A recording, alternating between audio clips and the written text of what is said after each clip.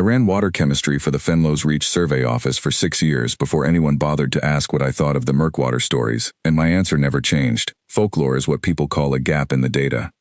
Murkwater Reservoir sits at the low end of the reach, fed by 3 glacier melt channels and ringed by black basalt that never quite dries even in high summer. The founding charter logged it as Class 2, drinkable with treatment, no wildlife hazard above nuisance level. 60 years of settlers had fished it, swum in it, drawn irrigation off it. The only thing that had never changed was the rule the old families still kept, quietly, the way people keep habits they'd be embarrassed to explain. Nobody let a dog near the black water after dusk. They called it the warden's rule, after some drowned settler nobody could name anymore. I'd filed it under regional superstition in my first year, and never revisited the folder. I brought Otto with me on the spring sediment run, because the kennel had a leak and the office didn't care, as long as he stayed in the boat. Otto was a Newfoundland, 9 years old, black going gray at the muzzle, built like something meant to pull a cart out of a bog. He'd been bred, a few hundred years and one homeworld ago, to haul drowning fishermen out of the North Atlantic. He mostly used those instincts now to haul the couch cushions onto the kitchen floor. He was, by every metric I cared about, a very good, very unremarkable dog. We anchored at Survey Point 9, 40 meters off the eastern shelf, at 4 in the afternoon. I ran the first sediment core.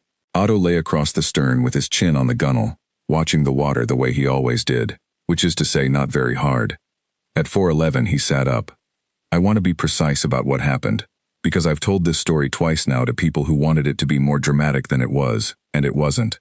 He didn't bark, he didn't growl. He planted his front paws on the gunnel, looked dead at a patch of water maybe 15 meters off our bow, and went still in a way I had genuinely never seen him go still. No tail, no ears, no breath I could see. A dog that size going that quiet is its own kind of alarm. I followed his line of sight and saw nothing. Flat water, gray afternoon light, the usual skin of pollen on the surface. I logged it as behavioral noise and went back to the core sample. He held that position for 4 minutes.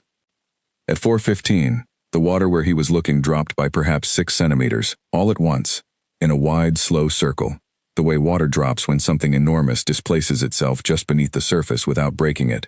No splash, no fin, just a depression in the lake the size of a delivery truck, appearing and smoothing away in under 2 seconds. I did not log that as behavioral noise. I want to tell you I stayed calm because I'm a scientist. I stayed calm because Otto did. He never barked, never lunged for the water, never gave me the theater a smaller dog might have.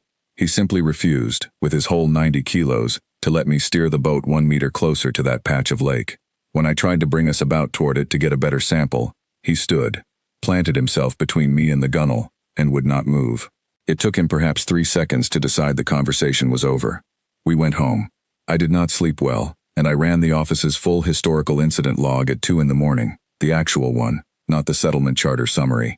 Buried 9 folders deep under unconfirmed regional reports, there were 11 entries across 60 years, filed by 11 different people who had never met each other, all describing the same 6-centimeter depression, always at dusk, always near the eastern shelf. Every single report had been closed as operator error, wave action, by whichever surveyor was on shift that decade. Every one of those surveyors had, I noted, been alone. None of them had brought a dog. I went back to Point 9 4 days later with 2 colleagues, a full sonar rig, and Otto, over my supervisor's mild objection that a research vessel wasn't a kennel. We anchored at the same spot at the same hour. Otto sat up at 4:09 this time, 2 minutes early, and went through the same silent, motionless routine, staring at a patch of water that the sonar, 30 seconds later, resolved into a single contact 11 meters long, holding at 4 meters depth, absolutely stationary, directly beneath where he was looking. Nobody on that boat said anything for a while. Then my colleague Priam, who had spent 4 years telling me the warden's rule was charming nonsense, asked very quietly whether we should start the engine. We didn't need to.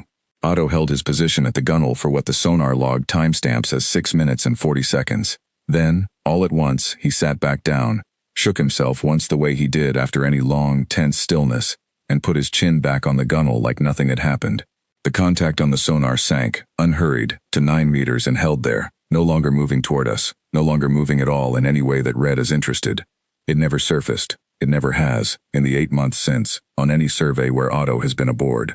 We've since confirmed, from 3 separate vantage points and 1 very patient season of passive listening buoys, that whatever holds territory in the Murkwater Eastern Shelf does not consider a boat a threat, does not consider a human alone a threat worth investigating, and does, for reasons none of our xenobiology staff can fully explain, consider one particular elderly Newfoundland worth going still for.